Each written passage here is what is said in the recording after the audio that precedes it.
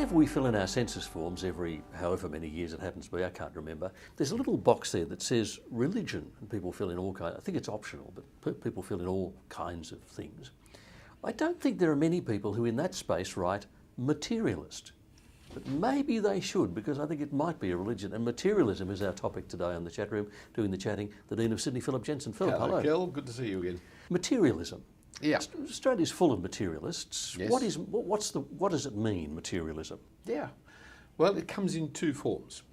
Different worlds of materialism, which most materialists think are different, but in fact rely upon each other. So there's philosophical materialism. That is the belief that there is nothing in the universe other than material things. So if I can't touch it, see it, smell it, whatever, it don't exist. Yes, although it may be so small that I can't see, touch it. So the material... With my electronic microscope, I can sense it in some way. In some way, but it can be sensed. So it varies as to what it was. It used to be atoms, then subatomic particles like electrons and protons. And then things that only can be found in subatomic colliders in cloud chambers. So energy particles or whatever it is, but it is physical matter. Yes.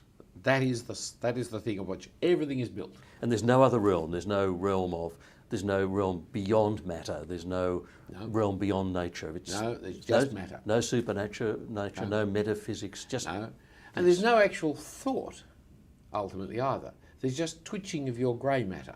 Little electronic pulses. Yes. Right. So our conversation is kind of like the steam coming off the water as it boils. There's no realm of ideas. No, there's just matter. Right. So that's the philosophical idea that now there's just that. Some materialists will want to say, oh well, there are also ideas. The ideas. It's not that you have a mind inside your body. You've just got a brain inside your body, but the brain does generate ideas like truth, justice, love, which those ideas exist, but they exist really as the steam coming off the brain. Just the discharge from the brain. Just the discharge yes, from the brain. There is no me inside my body. There is just my body. So it means the end of immortality because there's no you to exist apart from your body. That's right. And there's no, in a sense, eternity either. Fred Hoyle used to be an astronomer. He was the astronomer royal, whatever that means. Well, I say that's good, isn't it? Yeah, it sounds important, doesn't it? It is important.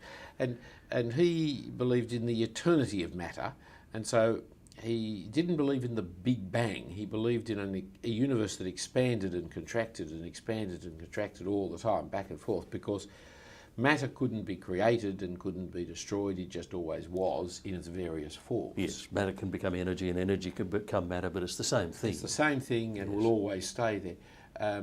Now, the Big Bang theory has kind of sidelined Fred Hoyle, who I think is dead anyway, but sidelined that kind of idea.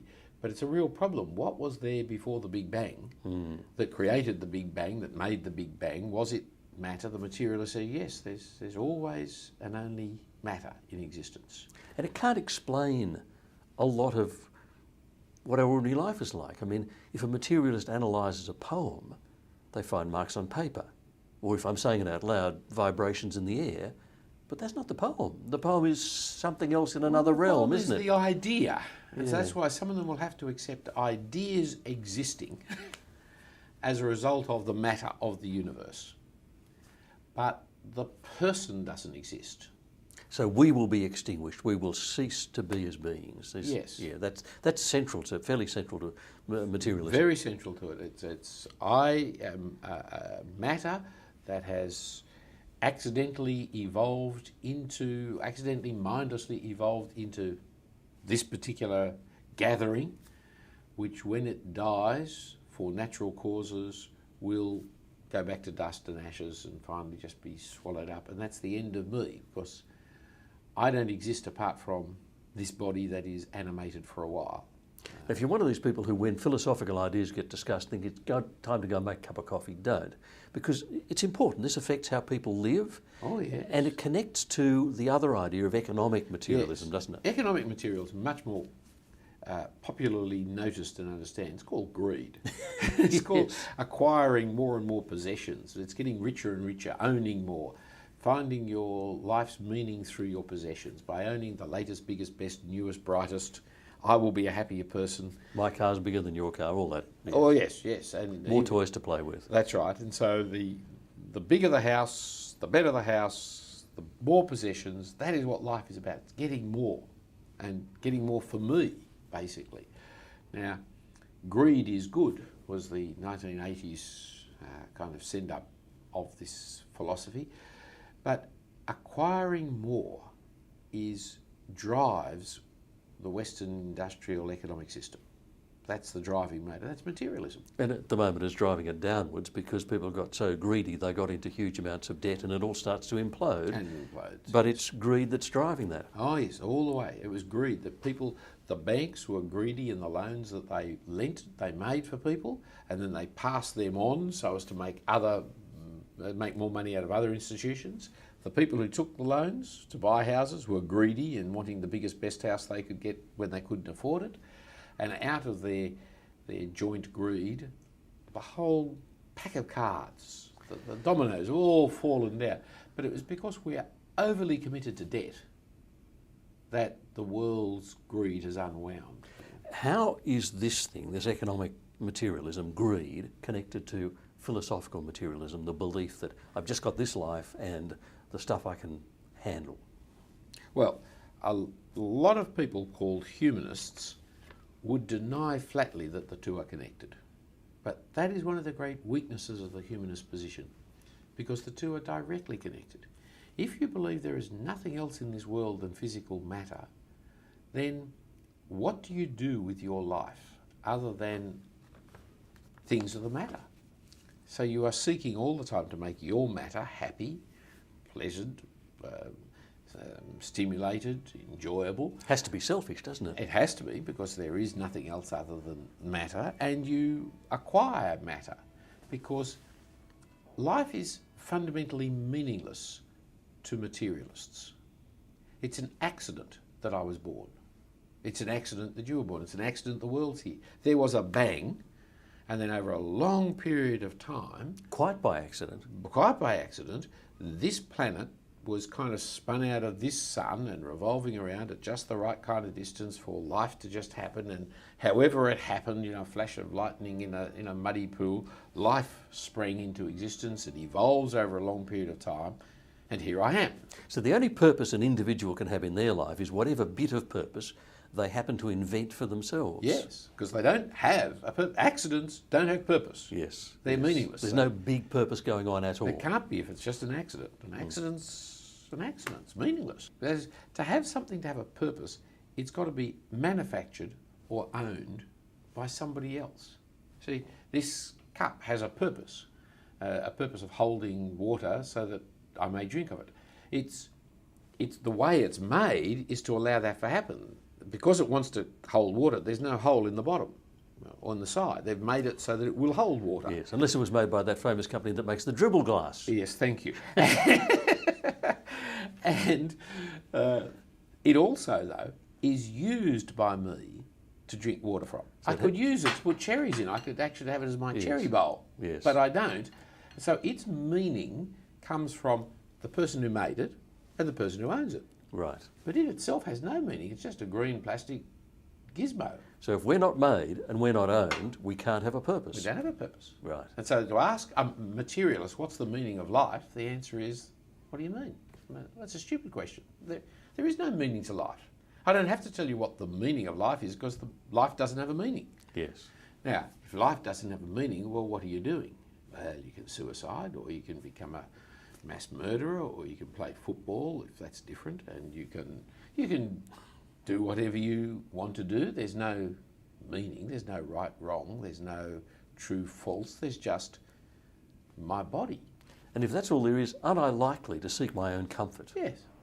I make my body as comfortable as I can. I'm happy to help you make your body comfortable, but hey, if there's only enough room to make one body comfortable, why should I make yours? I get the comfortable armchair, I get the big screen TV. I'm sorry about you. Yeah, that's right. Yes. It's irrelevant. So materialists are ultimately self-centered people. Now, the old saying was, let's eat, drink and be merry, for tomorrow we die.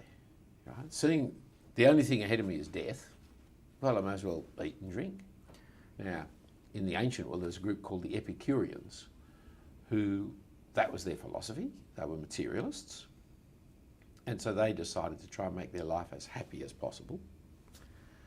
But they found that the more I drank, the more I had hangovers. The more I ate, the more I got sick. So they then tried to work out, well, that golden mean where I could eat enough to really enjoy it, but not too much to actually feel bloated, and drink enough without getting the over, and sleep enough without getting...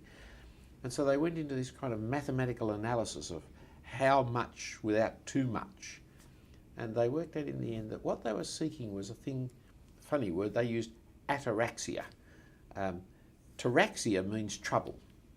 And in Greek, when you put an A in front of it, it means the opposite. So, not trouble. What they were seeking was the untroubled life. The quiet life. The quiet life, but it was absolutely peaceful. So never so much excitement that I would feel bad afterwards, but never so depressing that I wouldn't. So just enough excitement to enjoy, but not too much.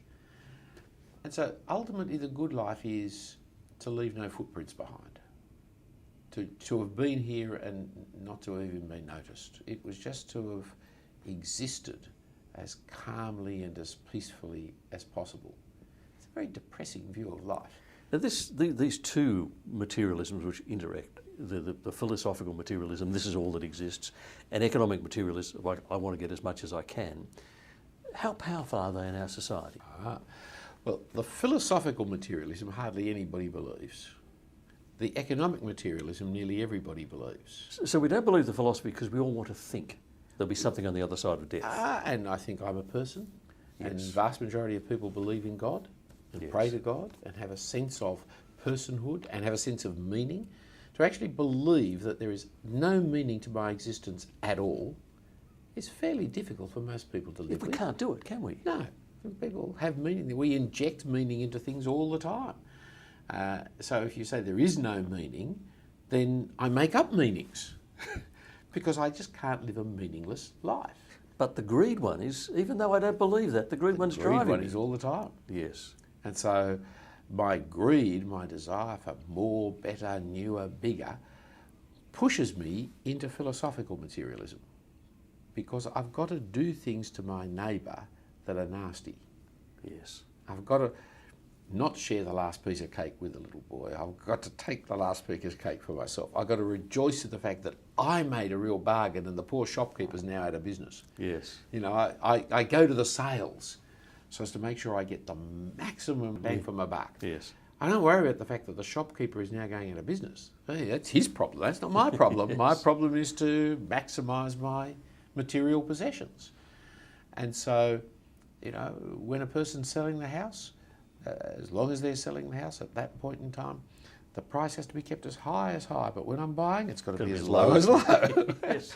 That's all. The real estate agent who's engaged in selling, they all tell lies. No one trusts the real estate agent. Why don't they? Because the buyer and the seller is also telling lies.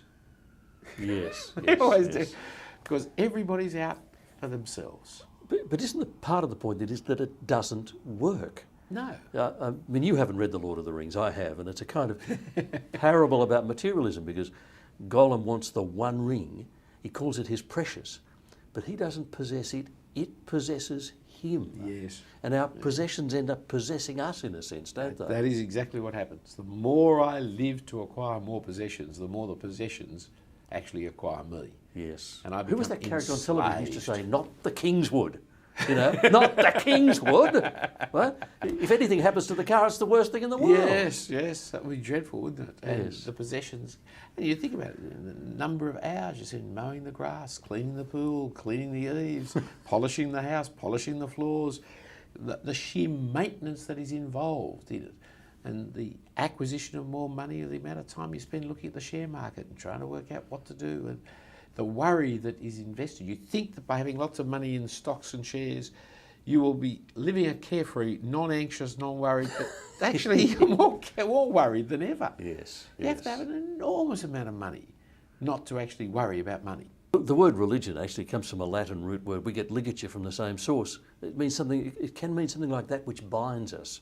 Really? If people are bound by Yes. their possessions, it sort of becomes their religion, doesn't it? Oh yes, it does. Yes, it's an enslavement that is a binding religion for them. And so they put their hours into it. I don't know about Australia, but I did read in England that the favourite hobby for English people is shopping. And I can believe it. Yes. With the weather like that, what else can you do? But a lot of Australians with all these great shopping malls would be the same, I would think. Boxing Day. I live close to the city. I went into the city on Boxing Day because I was just going for a walk. The crowds were enormous. The shops were jammed packed. Huge supermarket, huge shops, 7 floors of shops. It was just wall-to-wall people. And they were some of the most antisocial people I've ever seen. Get out of the way, I'm after a bargain. I'm after the bargain. And they were trampling over each other. And so there were extra security guards having to be put out so as to safeguard. And they actually opened the doors early, and they limited the number of people going in the doors because people were so greedy, so driven. Now, this was a public holiday. This was a time in which, having had Christmas Day and Christmas lunch, you can play with the toys that you got yesterday and sit and enjoy your family and watch the test on television. Watch the test on television and have a quiet snooze and a sleep and read the book you were given.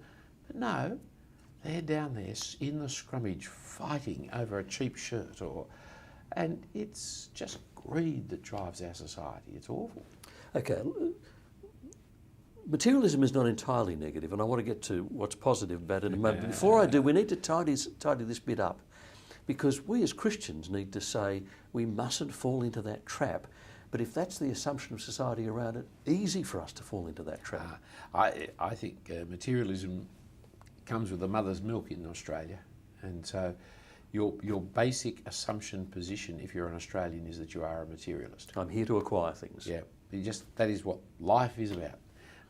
The universities have shifted from having faculties of education into having faculties for training for jobs. Yes. And so one university I was involved with, it was no longer the Faculty of Science, it was the Faculty of Science and Technology. Yes. And you would go and do a degree of science in psychology or a degree of science but it was the job. It would earn you a living, yes. Earn your living. And speaking to an engineering student the other day who said to me, if I'd known then what I know now, I would never have done engineering. But when I came out of school, I was given a career to follow, engineering. Yes. What that student needed was an education from which she might choose to be an engineer, but at 17 knew nothing, but you have to choose a career, because career is what it's about. That's how our society is dominated by. It's just everywhere. You just can almost not exist in our community without being materialist. So to not be one requires a deliberate purpose of mind. Well, there's easy ways. Be generous. It's the easy way. The old jungle doctor, he was fabulous about his generosity. Right. Whenever he bought a pleasure for himself, like a dog, he would always give the same amount of money to a missionary society. So pay $100 to the dog, $100 to the missionary society. Took the dog to the vet to be C-sex, $50, another $50 to the missionary society. Everything cost twice as much in generosity. And he said it helped curb your materialism. He thought seriously, well, what am I spending money on here? Mm. And we need to be sensitised to it. Yes. Because we just don't think about it. You and I have got missionary friends who come back from places like Africa and Asia, and because they've been there for some time, they're horrified at the materialism here that we can't even see. Every 3 years it grows so much they can see it. Right. But in that 3-year period we just don't notice it. Now, you think of the number of advertisements you see in a day, in a 24-hour period, in the bus, on the stands beside the road, in the newspaper, on the television, over the radio. We are bombarded constantly with, you've got to buy this, you've got to buy that, you've got to have this. If you have this, your life is happy. The person who owns this is the good person. It's just over and over again you are fed materialism. And you're somehow inadequate if you don't have it all. Oh yes. Yes. Yeah. Can I say this could be a really good topic to talk about in your prayer and Bible study group. You know, brainstorm a bit. How can we sensitise ourselves to the level of materialism, and what can we do to make ourselves less materialist so that we are clearly different to the people around us? Yes, we've got to be different in this area in particular. Okay. Now, find a good side of materialism for us. Well, I'll show you a bad side of materialism, that is, or bad response to materialism rather, that is the dropout, brown rice, brown sugar, hippie. Yep. The person who says, oh, well, materialism's bad, so I won't have anything to do with anything material. So the solution to materialism is the total simple lifestyle. And in its New Age religious formulation, it becomes philosophical as well as economic. So really what I'm interested in is the spirit, is getting in touch with the true God that is within me, or the soul that is within me. Mind you, it's still about me. It's still about me. Yes. Yes, it's my God or my goddess that I'm actually Yes. interested in. But and now I move therefore to meditation and to irrationality, if not irrationality, and I use beads or candles or crystals. I never quite wound how you use a crystal, whether you put it in your ear or up your nose or something, but you use crystals. And you sit in pyramids, which are supposed to be able to sharpen razor blades, so that kind of will sharpen you somehow. And you deny the material existence as unimportant. I mean, the Hare Krishnas, for example, believe that the whole material world is maya, that is, it's illusion. It doesn't exist. It's a figment of your imagination. And what it's there is to detract you and distract you away from the spiritual reality that you've got to be in touch with. But some Christians have fallen for that. If you go back far enough, you find Christians who became hermits. Yes. In order to have nothing to do with the material world. And it doesn't work. You know, and it's not what the Bible requires of it. Well, no, the Bible, it's worse than that. The Bible in 1 Timothy 4 says that it's the doctrine of demons. Really? And so, yes, because you're denying the creation that God the Creator has given to us. They deny sex inside marriage. They deny food and drink, all of which has been created by God, is good and is meant for our use. And so Christians are spiritual materialists. Okay, explain that. Well, atheists are just materialists. There's no Right. spirituality. Yep. And the Hindus, like the Hare Krishna, are just spiritualists. There's no material. Right. But we are spiritual materialists. We believe that the God of eternity, the Spirit, has made the physical world. And so we rejoice in our spiritual personal reality, while we rejoice also in the creation that God has made for us. And so we are the spiritual materialists. So we don't find our solution to economic materialism by denying the created world, but we learn how to use the created world the way God the Spirit has taught us to. And because we have that balance, that spiritual materialism, we don't have to get lots of things to make ourselves feel adequate. No. And on the other hand, we don't need to deny it in order to find spirituality. That's right. We can have both. That's right. There's a wonderful passage in 1 Timothy 6 where the rich are addressed, and they're not told, give all your money away because all money is evil. The love of money is evil. The money's not evil. But it is said, don't put your faith and confidence in your money. Make sure you use it to give to the poor, to be helpful those, but be thankful to God for all the good things He's given to you for your enjoyment. So in my wealth, I can enjoy with thanksgiving to God, because I don't deserve the wealth I've got, but He's given it to me, I can enjoy it. But in my enjoying of it, I mustn't think, oh, well, I'm safe, I've got money. Right. That's putting right. the faith in my money. And I must say, well, hang on, some other people around me haven't got as much. Maybe I can help them to enjoy life with money as well. In having the right mindset, does it help if we think it's not mine, it's just on loan? It actually belongs to God? Many people have done that, and that is a helpful way. I mean, in Haggai, I think it is, you find that God says, the gold is mine and the silver is mine. Yes, He owns the wealth in 1,000 hills. We sang a chorus years ago. Yes. It was a long time We ago. won't sing it now. No, Yes, no. And so it is helpful to think, well, it all is God's. Yes. And in a sense, I am but the trustee of the amount that God has given to me. So what would God like me to do with this bit? Yes. But the insurance companies and the superannuation companies and the banking companies, they put out advertisements about, you deserve this, it's yours. Because you spoil yourself because you don't deserve anything. Yes. God in His mercy may give it to you. If so, you thank Him and then you use it to do good. Right. But part of doing good is enjoying the good things God has given you. So, I mean, God has given us God has given us chocolate. I mean, material things don't get much nicer than that, do they? No, but there's a real test as to whether you are sufficiently generous of mind that you won't open it, that you'll open it when there are guests there. So that everyone gets a, whoa, Oh, yeah, this is... less for me. That's a big test, isn't it? Yeah, it is. Yes, and a friend of mine says you put the dark chocolate in your mouth, which we both like, and let it dissolve slowly. That's enjoying God's creation. So we think of it as stuff we're allowed to have access to because God is being generous to us. Yes. And appreciate it. Yes, and they're good things. See, God looked at the world he created and said it's good. It's very good. So there's nothing evil in any physical substance that is around. Heroin is not evil. If it's used, can be used to control pain and things Yes. like that, if it's processed Palliative properly. care, I understand it's a very good drug. Right. Now, the use that people put heroin to is evil, but heroin's not, and it can be used for good purposes. And so the material world is not evil, it's good. By our spiritual values, we can work out how to use the material world for good.